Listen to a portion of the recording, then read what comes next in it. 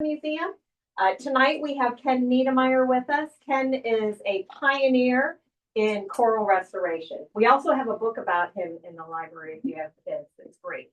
But Ken is now doing some new studies, which we're going to be learning about. He's very involved in the community. Not only does he done coral restoration, he sat on the Sanctuary Advisory Board for ever and a day. And we appreciate everything that you do, not only underwater, but above water in the community. So Ken, please tell us more about coral restoration and what we're going to be doing with Reef Renewal and getting our corals back. So I'm not going to talk about any of that. Oh, okay. What are you going to talk I'm going about? to talk about live rock aquaculture, which is what you asked me to talk about. It leads into it. I will end there, but I'm not going to. That's going to be that's another talk. So if you want me to come back, No, actually, you're right. The aquaculture, which this worked. I played with it earlier and didn't do it. so we use the live rock and the aquaculture in our aquarium. How many of you took pictures in the aquarium? So they came in. There you go. So we'll be doing that. Yes. Am I using the clicker to do it? Oh, those. Yes, sir. Okay. All right. So to skip the title, we're going to talk about that eventually, and I'm going to explain what a live rock is. But first of all, since it's the History of Diving Museum, I thought I should talk about the history of me and my diving experience. So this is me and my dad, 1969, my first boat. We launched this little boat. Is in the Keys. This is Bahia Honda, and we would row out to this little island. There used to be an island, it's still out there, off of Bahia Honda, and that's where I would dive. So we put tanks in the boat. We'd row out there. We got to where you couldn't even get in the boat because we had tanks and all of our, and my mom in there.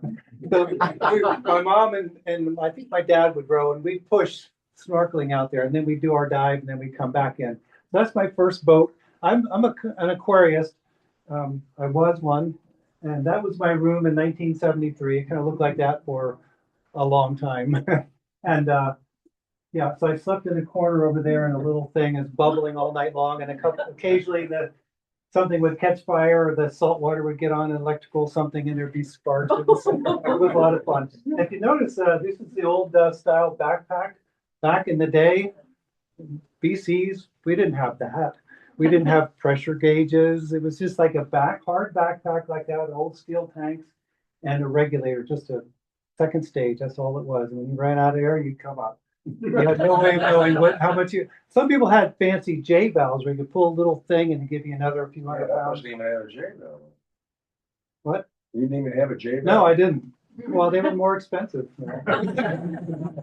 Hey, it was a budget diving thing. My first mask, when I took my certification course, again, I was we were not well off, and I didn't have a lot of money. And I went to this little store. It's kind of like a dollar store now, or maybe a $5 store, whatever like that. And I bought this little plastic shrink wrap thing with the mask, fins, and snorkel on it. The snorkel had a little bend in it with a ping pong ball on it.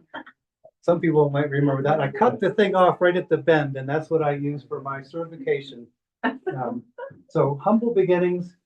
It got a little bit better. This is my first boat. So when I graduated from college or from high school, my mom bought me the boat, and I put a little motor on the back of it. It had a square stern. So it was a canoe. It lived on top of my truck for about 10 years. And I did everything out of that boat. I commercial dove for lobster. I dove for tropical fish. I put my way through college diving out of that boat. I was at Florida Atlantic University, and we could drive to the beach and park right on the beach then, at the beach. You can't do it now, and we just pick the canoe up, and we'd walk down, flip it over, put the motor on it, and out we'd go. Every day we could dive, we dove, and if we had to go to class, we would do that too. But it was mostly diving, and my passion was tropical fish. I wanted to be a marine biologist. I went through college, did all that, and realized there weren't any jobs in marine biology, and I'm not qualified to do some of the other stuff. So I went into the tropical fish business and started collecting tropical fish and selling them, and pretty much made a living doing that for about 30 years. One of the products in the tropical fish business, and Sally, you did a talk, I don't know, a couple of months ago, I was like, man, we have a lot in common, because Sally grew up her and her husband used to come down here all the time to do tropical fish and a lot of neat stuff. But in about the mid 80s, this thing called live rock became important. And most people don't really know what a live rock is. And so I got a couple of pictures. So it's basically a rock with stuff growing on it. And it became like right about then, people got tired of just having fish only tanks. They wanted to have corals, they wanted to have sea anemones and all the stuff other than fish. And to do that, you needed a much more sophisticated system. And it seems like what they found out is you needed this live rock. The live rock was full of aerobic and anaerobic bacteria that helped stabilize the water, provided all kinds of positive things on the filtration of it. So this whole industry developed to collect live rock. And so along with the tropical fish that I was collecting, we started collecting live rock. And this is an aquarium, typical reef tank. I just took a picture of that, I think about 3 weeks ago. And all the live rock is under all the coral. So it's like the heart and soul of this aquarium. And if you go to any place where they have live coral and really nice stuff, they have live rock somewhere, either in a tank in the back that the water goes through or in a tank like this. So it became a really important part of the whole industry, and the industry really shifted away from fish towards all the critters and live rock. Most of the live rock, especially stuff, almost 99% of what I collected was collected out of the rubble zones. So if you go to Conch Reef, anybody who's familiar with Conch Reef, there's a huge rubble zone behind Conch Reef, and it moves all around, and occasionally it'll pile up on land, it'll make an island out there, and then the next storm will come by and there won't be an island. But all that stuff that's moving around are all these rocks, and this is like the graveyard of what used to be Conch Reef. All the corals, elkhorn coral, and all the stuff that historically lived at Conch Reef would get broken up in storms, pile up on the rubble zone. So all the reefs along the Florida Keys have a rubble zone, and rubble is like everywhere. But the state of Florida, so that was 85%. The other 15% is where the problems came in, because people were using hammers and chisels and knocking pieces off of the reef. And a lot of times they're really pretty little things with stuff on them, little anemones and things like that. So they were chipping them off. And that's where the problem came in, because people saw that happening and it was causing problems. The state of Florida said, oh, we have a problem here. And actually nobody was, so there's another picture. That gives you an idea how shallow it is. There's times where you actually only a foot of water or two when the water's down. But, it's really shallow water. You just go along, we bait a bag and you're throwing stuff in there. You're looking at it, make sure there's no live coral on it, put it in a bag, lift it up, put it in the boat, take it back to shore. And that's kind of what was happening. The first year that they started recording landings for any of the marine life was 1990. And the first year of good data they had was 1991. And so they said, oh, the state of Florida had already shut it down by this point. But everybody started getting real excited. It's like, oh my gosh, this fishery is out of control, and this is a non-renewable resource. In geologic time, no, it's not being renewed. There are corals growing and dying all the time, but basically they were concerned about the impact to the resource and the fact that it was growing so fast. So there was all kinds of things that started to take place. This is so the state of Florida came in 1989 and said no more live rock collecting in state waters. So if you're familiar with the way that fisheries are managed in the jurisdictions in Florida, there's state waters. So on the Atlantic side of Florida, 3 miles from shore to 3 miles out is state waters, and from 3 miles out beyond that is considered federal waters. It's different on the Gulf of Mexico, but we're going to pretty much focus on state waters here. So in 1989, all of the state waters were closed. And then in 1990, so the South Atlantic Fishery Management Council, I abbreviated that because it was going to be too long otherwise, they started talking about, okay, so it's closed in state waters, what's going to happen in federal waters? They started talking about how they're going to deal with that. And they said, well, we're going to let the state of Florida take care of it. And so the state of Florida, whoops, wrong one. State of Florida said, okay, we're going to come up with a plan. We came up with a plan to basically phase it out in 3 years. Now, we were saying, wait a minute, this is federal waters. The state of Florida can't tell the sanctuary or this South Atlantic Council how to manage federal waters. So we challenged them in court. wanted, I think we thought that we were going to be able to keep our live rock. And I think the writing was already on the wall and we should have seen it, but no, we're not going to keep it. So anyway, we got a temporary injunction against that. And so the South Atlantic Council said, okay, we're going to take this up. We're going to start, we're going to modify the coral fishery management plan for the South Atlantic Council and for the Gulf of Mexico. That's another whole jurisdiction.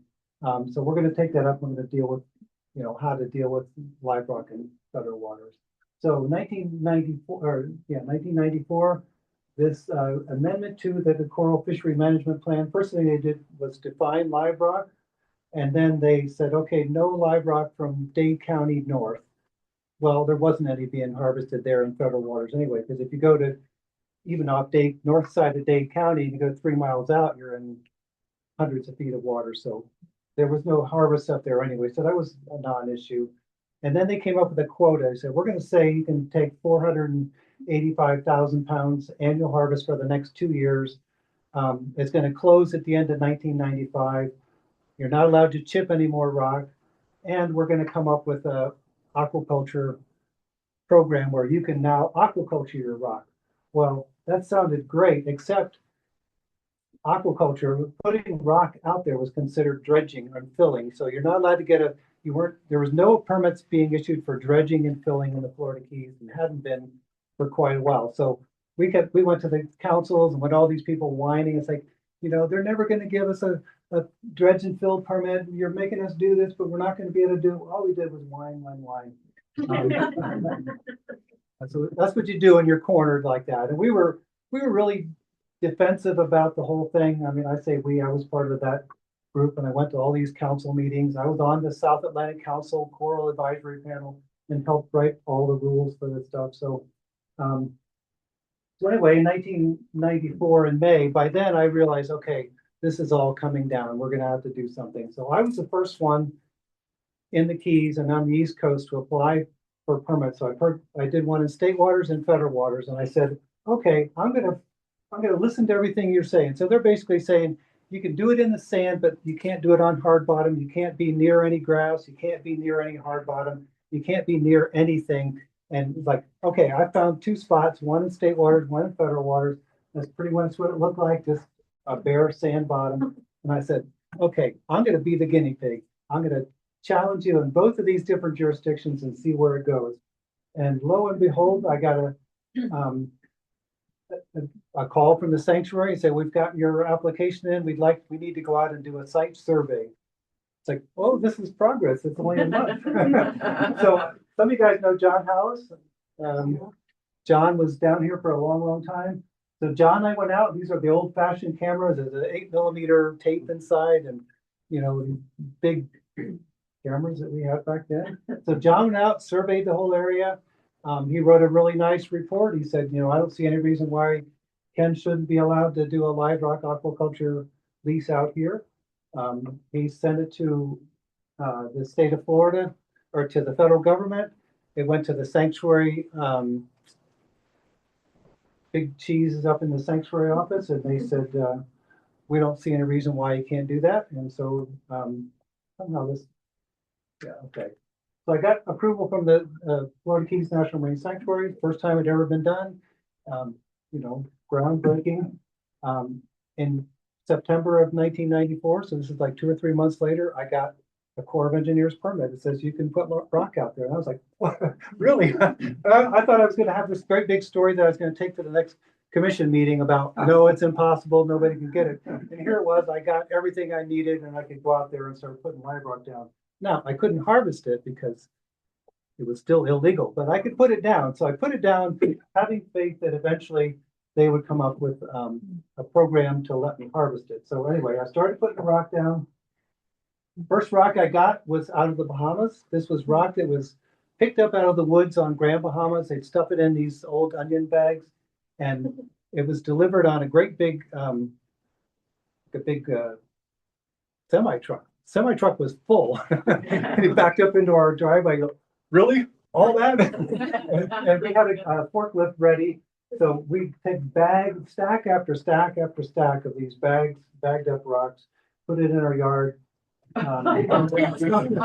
was a mountain of rock in our yard. And they were saying at the time, and we agreed to it, is that every rock had to be marked.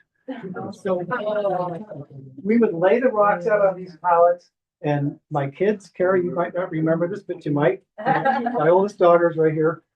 We would give them a can of paint and a paintbrush and just touch every rock. And then we'd move those rocks, we take them out, dump them, and we lay more rocks out and touch every rock with blue paint. So we said, okay, we can identify every one of our rocks with, because it's been tagged with blue paint. They eventually said, no, you don't have to do that. You just have to be able to, you just have to be able to establish and prove that this was geologically different. Now, this is granitic limestone.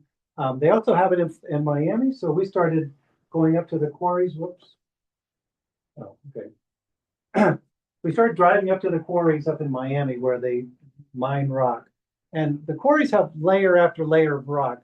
The only two layers of rock that we really were interested in were the top two layers. And beyond that, it was like granite. It was really hard, nasty rock. So we had to pick through these piles and find the rock. We'd drive up a little bit further and throw the rock into the trailer. And I think Kara helped me again. Lots of days, my wife climbing up and down on these mounds, looking for that perfect rock and dragging it back down to the Florida Keys.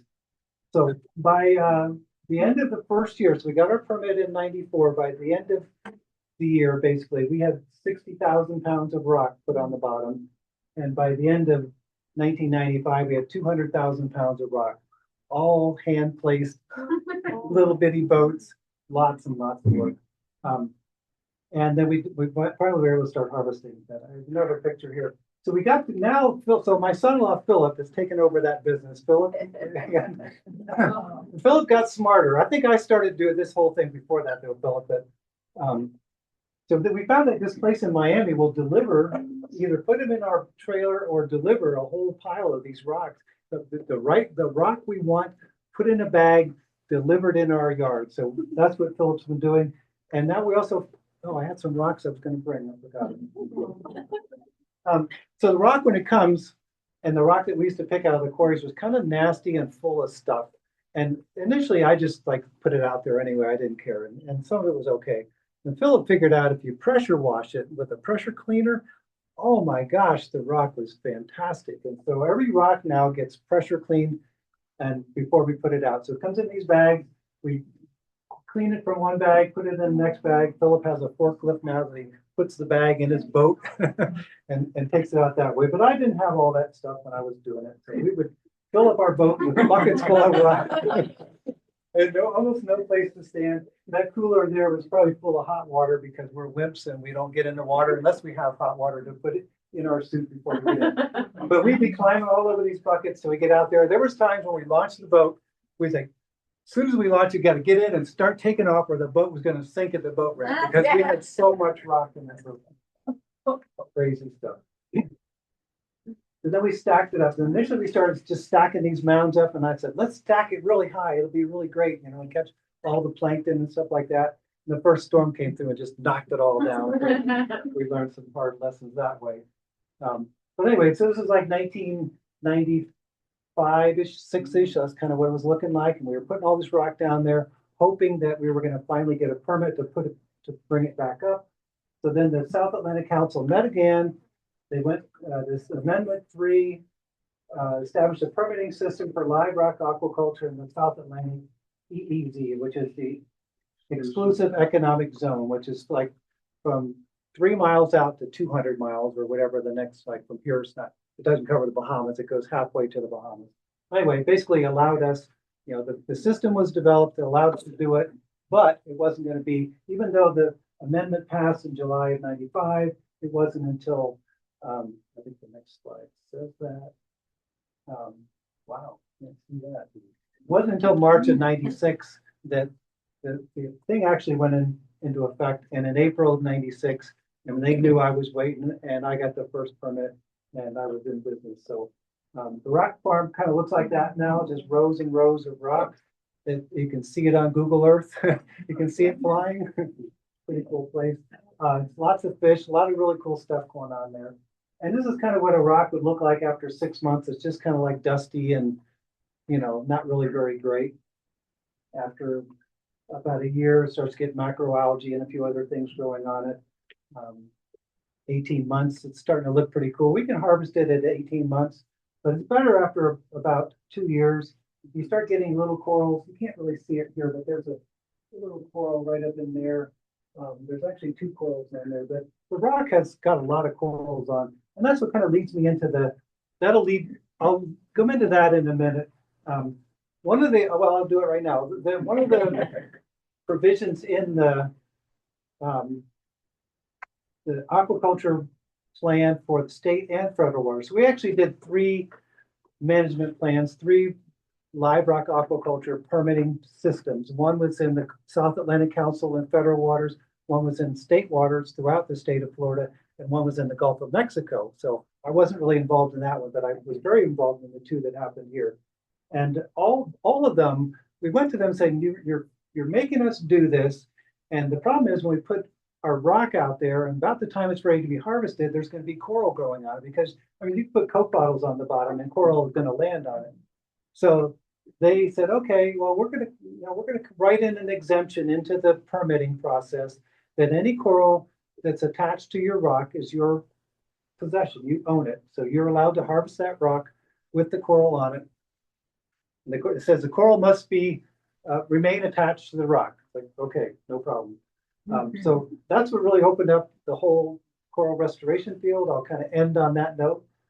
But anyway, this is a little freebie, a little head of the game here. So harvesting the rock, we would go through this up and down those rows. You're looking for a rock that's been out there for a little while. They don't have a little label on that says I've been here 2 years. You just have to look at it. And so we would bag them up in the rocks, drag those rocks over, bags of rocks under the boat. And usually Kara would be on the bottom or somebody would be on the bottom, flipping them on and yanking on the rope. And then you're feeling that rope. Okay, it's ready. So you pull it up like that. And I think Philip still does that to some extent. You have a puller now, right? I have a puller, yes. He has a trap puller. Philip took this to another level.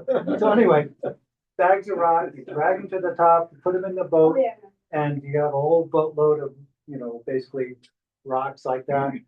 Philip, we always bring to we have a warehouse in Tavernier where we have, all of our other critters. We have tanks of rock, and this tank in particular is kind of a quarantine tank. So this is an isolated tank. So that every organization in Florida that's doing coral aquaculture now, they're growing corals to bring back down here.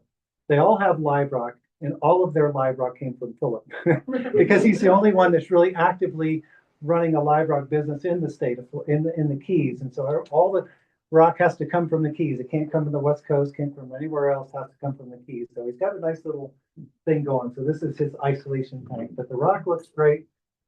This is kind of what it looks like after a couple of years. It's full of coralline algae, just tons of color, really highly desirable, and everybody's been really happy with it. And Philip has done an awesome job. Now, there was a lot of people that got into this in the beginning. I don't think there's that many in it now. I tried to find the number of people in the fishery and landings and all that stuff, and it's just what I found wasn't accurate, and most of it I couldn't find any information. The most recent I could find was the sanctuary did some sort of a data search in 2018, and they said there was 19 permits active throughout the state of Florida. Now they said it was active in the Florida Keys. I know that was not the case. So they roughly in 2018 there were still 19 permit holders. I think it's probably even maybe fewer than that now. There's really not that many people doing this in the state of Florida, but there were quite a few people. And there's several leases right off Isla Mirada here, and a couple of them thought, oh, this is going to be so easy. So back in 2000 or so, they got a lease or a federal permit, wherever they got, and they take like 500,000 pounds out there and they put it on the site, and then they didn't come back for 2 years or 3 years. And we'll come back, we'll make $1 million. And they came back and they couldn't find anything. And one of them accused the other guy of stealing it. So there was like 2 of them. They were kind of close to each other. And the one guy accused the other guy of stealing it. And it was a big deal because it was 500,000 pounds of rock, and that's like millions of dollars. And so they started asking all kinds of people, and I think the FBI actually came and asked me if I had any idea what happened. And I said, yeah, I know what happened. I said, just dig down a little bit. The rock is all there. It's just buried in the sand. I said, you cannot just walk away from it and come back in a year or two and think everything's going to be there. It's just not going to happen. And sure enough, the rock was all buried in the sand. And the guy, it's like, hello. And I think a lot of the people got out of the business then during that period of time, especially after a hurricane, like after Irma. I think Irma was the final nail in the coffin for just about every other live rock site in Florida, except in the Keys, except for Phillips. And his is, it's a location, it's all about the location. But most of them got completely wiped out in Hurricane Irma. We have a friend that had one off Marathon, and he said they couldn't find a single rock after the storm. It was just, everything was completely gone. So it does take a lot of work. And this is kind of what it would look like, one of those mounds after Hurricane Gordon. This is 1995, wasn't even a big one, but this was my eye opener. It's like, oh, this is going to be a lot of work. Those great big mounds are gone. I have to figure out a new way to do this. This is Hurricane Irma. So doesn't look like much. This is what it looked like under there. It was nasty. And you can see there's a rock pile right here, and there's one over there, and then all this junk in the middle. It was a mess. I mean, it was just like this horrible mess. This is kind of what it looked like. This is the Google Earth view of the nursery. So all those little things there in the middle are the nursery, and then all around it is the Coral Restoration Foundation's coral nursery. I actually was running it at the time. So all of that stuff was coral around it, and then live rock in the middle. This was taken in February of 2017. And then in September of 2017, we had Hurricane Irma. It was like category 3 up here, nasty.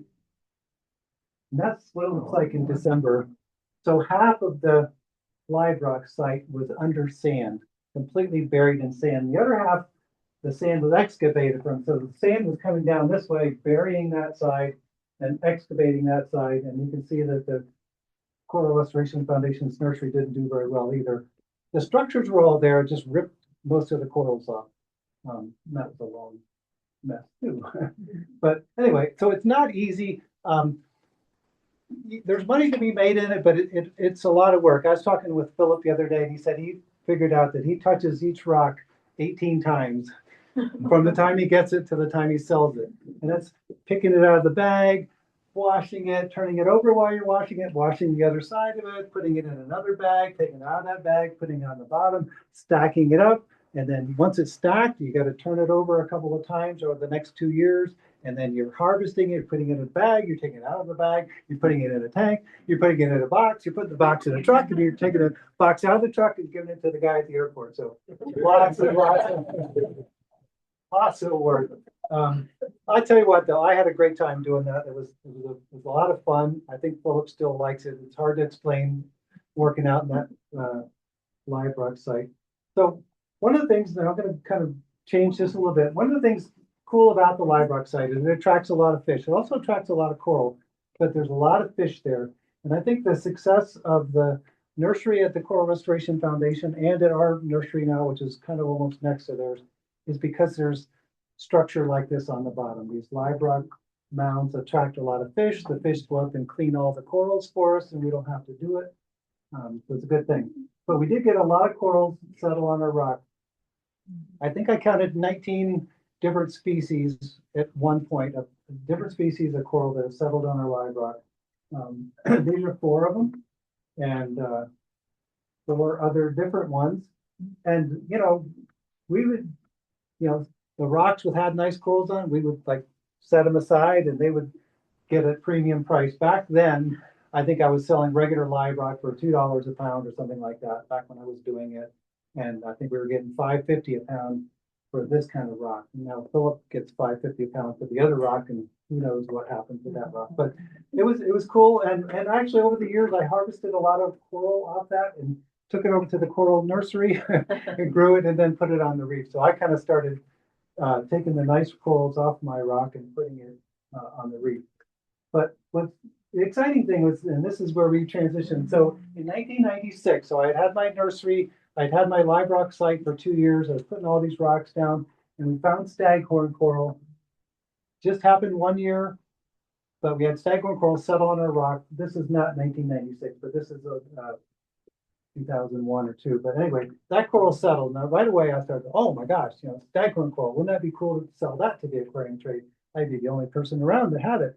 So we started, we hatched out this idea where we create a coral farm and sell corals to the aquarium industry. So my daughter and I hatched this idea out. We went out there and we cut the little ends off there and then glued them onto there's like a two part. I could tell stories about this, but this is my daughter. She was Kelly, my second daughter. She's probably 13 years old then, and we were going to do this as a 4-H project. And this epoxy gun, that was John Hallis. I was talking to John. John knew all about the coral and all that kind of stuff. And I said, John, if we were going to glue something underwater, what would we use? How would we do that? And he'd say, wow, we put our mooring pins in with this stuff. And so he gave me this. Well, he didn't give it to me, but I bought this cartridge. These part A, part B, and a special epoxy gun, and you squirt it out and mixes in this tube, and it comes out. And I was thinking, this is going to be so easy and so great. Well, that stuff comes out and starts floating all around. The only thing it really wants to stick to is me. It didn't really want to stick to the rock, but it did. And so we had actually, so this is kind of, again, this is a long time ago when I was trying to be creative.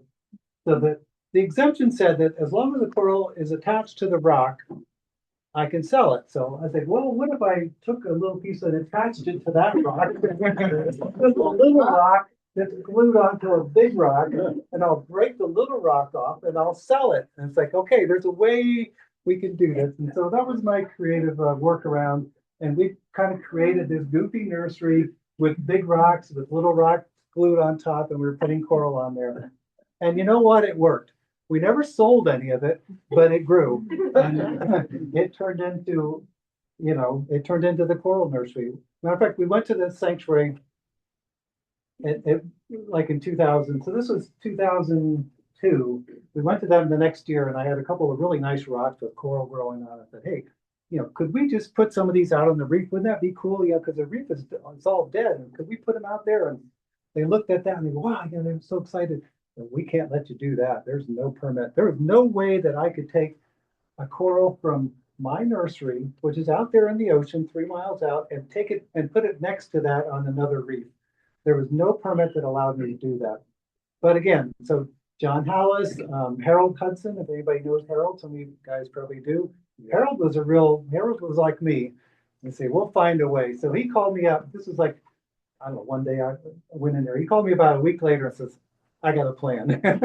So we went out, we took 6 of my little coral rocks. We went to the Wellwood site, which is a ship grounding site at Molasses Reef. And he said, with a manager's permit, I can let you plant these corals on this ship grounding site as part of a restoration plan. So anyway, that's how we got started on restoration. And we were going to grow this stuff. And I told Kelly, we're going to make a ton of money. We're the only people that are going to have this coral, blah, blah, blah, like blinking and seeing dollar signs. But once I put that coral on the reef and started watching it, I was like, nah, let's do this. This sounds like a whole lot more fun. So we did that. We started taking groups of kids out there, high school kids. We would charter boats, local dive shop boats, and take them out there. And it was mass chaos in the beginning. These are all just little kids. We didn't know what we were doing, had no idea how to manage a whole group of kids, much less adults. Actually, the adults were more difficult than the kids. But we would take all these different people out, and this is a boat full of VIPs we took out just to show them what's going on. So we had a lot of fun. We figured out how to do all this. We at one point by 2009, we had about 500 concrete blocks out there. Each block had 10 corals on it. We were growing staghorn coral like crazy. And it was a lot of work. And then we started, we developed a bunch of other things. We developed this idea of growing on a tree. That changed everything. Everybody started copying that, and that became the normal way to grow corals. And, this whole industry of restoring the reefs, this idea of restoring the reefs, first of all, a lot of people had thought about it, but nobody had ever done it. Nobody ever started working through the process, especially in Florida. Now, people had started to do it in the Caribbean and other places, but they've never done it in Florida. So every step of the way, and we're still dealing with that. Every time we want to do something a little bit different, it's a long, long process. Mike knows he's cutting his teeth on it now too. But you sometimes you just have to do that. And so I've kind of spent the last, seems like 40 years applying for permits that didn't exist. And so this is just kind of we grow most of our corals, staghorn and elkhorn on ropes now, which nobody had ever done that before. We still use the trees. And we grow about, on an industrial scale, about 12 different species of coral in our nursery. And we're, doing more. We're growing, we have a land-based nursery we're starting to work on. So the whole industry has changed. In the beginning, when we started, there was not $10 in the industry. There was nobody doing it. There was no money in it. Now there's hundreds of people working in this industry, millions and millions of dollars, being dedicated to trying to restore corals in Florida. So lots happened. And that's all. These are all corals that were planted by either me or by people at Coral Restoration.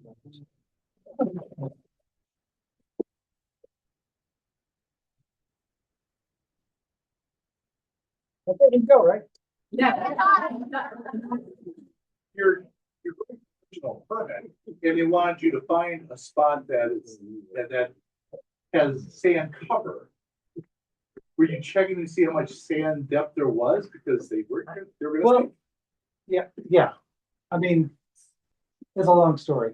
When you get a question though, because we have viewers that are online, if you would repeat the question and then answer it. Okay. Leave the camera here. Yeah. Okay.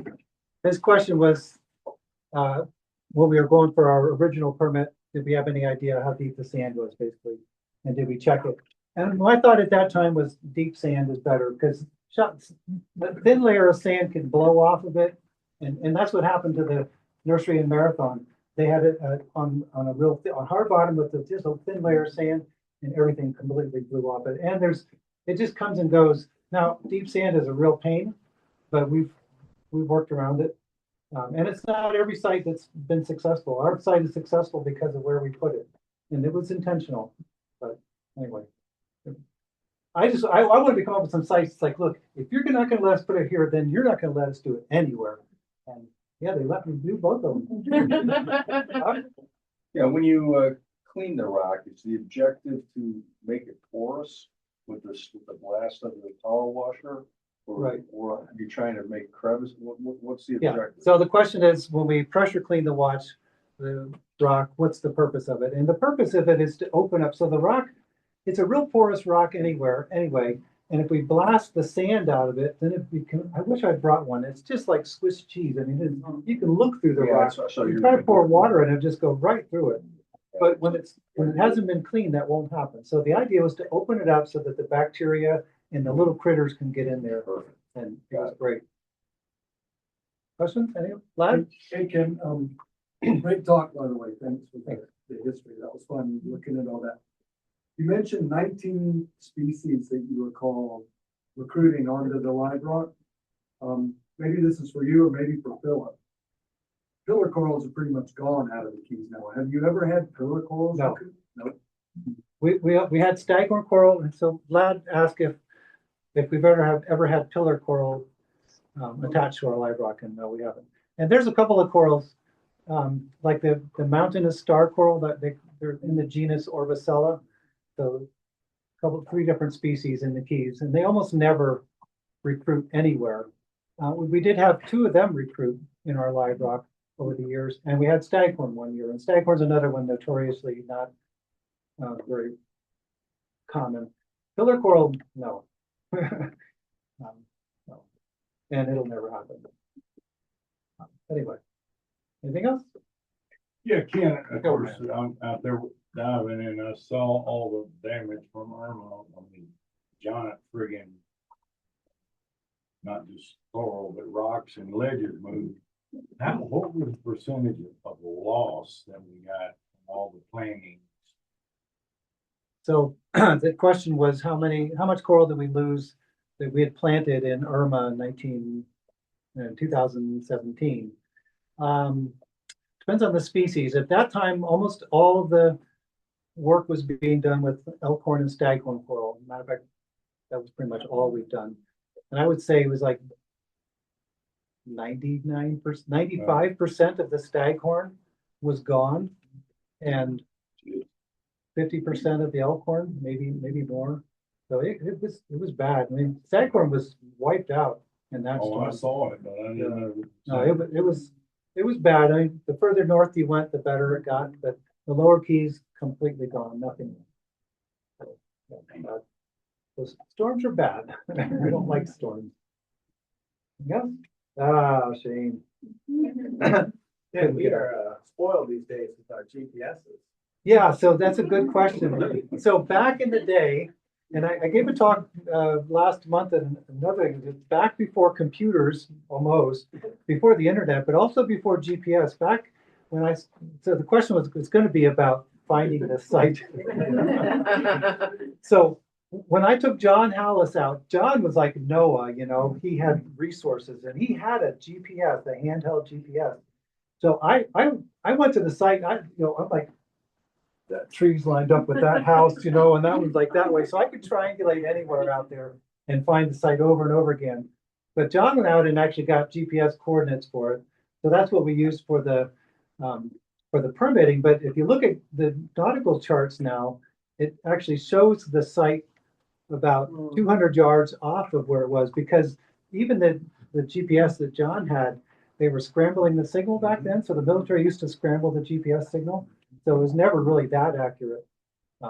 But I didn't have one. So I could find that site on almost any kind of conditions. That's what we used to do. But now that you have GPS, yeah, you can find it any day. Anybody can find it. Anyway, that's your second, each of you on your second question. Yeah. Bob. Okay, talk about restoring your reef. Considering how much conch chowder we consume here that comes from the Bahamas, is it possible for us to get a few hundred or a few thousand live conchs and just drop them back in the water here in the Keys? So the question is, can we bring conch back by bringing them from somewhere and dropping them? Somewhere at Bahamas. Yeah, well, I don't think there's a source anywhere. Plus, I don't think they wouldn't let you do it, because you'd be bringing a completely different population with a different whole microbiome, the whole everything coming out. It wouldn't let you do anything like that. You had a question in the back? Yeah, this might be more of a Philip question, but I was curious. So 2023, we had the worst bleaching event for corals because of all the high temperatures. Did that really affect the live rock industry? Like how it works?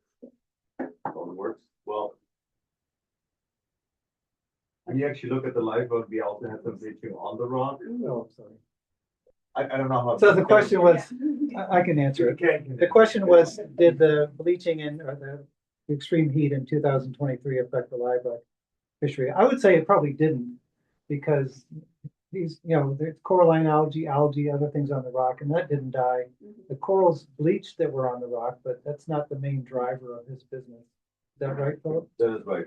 We did see some other algae that were more like considered nuisance algae, like bubble algae kind of growing from that time, but not anything. It affected it. It didn't, it wasn't Yeah. catastrophic. Well, Bob, did you have a question? My last question, but I reserve the right to ask one.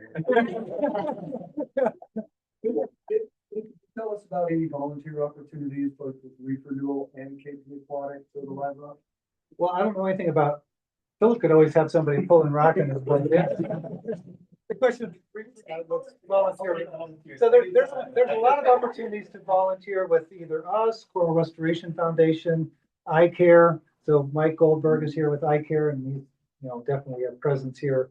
And you do what, every month you do a community dive that's 4 to 5 times a month. 4 or 5 times a month. Mike's team goes out, takes people out. We have, local divers, people that like to dive. We'd love to find you and hook you up and have you help us. We used to do that at Coral Restoration Foundation. I think there's a few more hoops to jump through, but the bottom line is, if you like to dive and you got time, there's always an opportunity. Put you to work. Might come with some of my volunteers here in the room. Speaking of, Thank you, Bob. Patty, who's not here, probably watching. Hi, Patty. Hope you're doing better. Dan? Sorry. Dan is actually there. He did comment in the Zoom chat. He said, I am proud to be one of those coral warriors. Yeah, Dan was awesome. Dan was one of our first volunteers that were on a recreational dive program. And he could tell stories about that, but that's another day. I have another question from Zoom. Jessica asks, she wants to know if sea animals can tell the difference between a natural reef and a nursery. I would say no. Well, the nursery is, our nurseries are mostly up in the water column, so they're not on the ground anymore. They're suspended mid-column, so they would probably think, wow, what is this, But the fish, the pelagic, well, not necessarily pelagic fish, but yellowtail snapper, mangrove snapper, the bait fish and stuff like that, they love the elevated structures on the nurseries. As a matter of fact, the fishermen, they're not supposed to fish out there. It's actually a protected area, but they're out fishing on our nurseries, frequently. But the live rock, they can't tell the difference. The live rock, every imaginable fish you could find on the reef is in the live rock site too. Don't you have residents that actually live in Yeah. the nursery now? So the question is, do we have resident fish? Yes, we do. The hogfish know me. And the yellowtail. I mean, literally, when I get in the water, they're coming up to me. They hi, and they follow me around everywhere. And we have a green sea turtle. His name is Baloo. If you've ever watched the Jungle Book, Baloo, the bear in the sesame. This turtle will come up to you unprovoked and scratch himself on you. He's at our nursery every week. And sometimes every dive, and he's been there for almost a year now, and he's fun. So yeah, the fish live there. They love it there. They're secure there. They're happy, and they know there's food coming when I show up. I don't feed them, but in the process of cleaning the nursery, they're all over them. A lot of fun. That's the best part. No more questions from Zoom, but Elisa says she's another coral warrior, and she thanks you for your talk. Oh, good. Well, there's a lot of my coral warriors in here, and my grandkids. All right. All right, well, thank you very much. We appreciate it.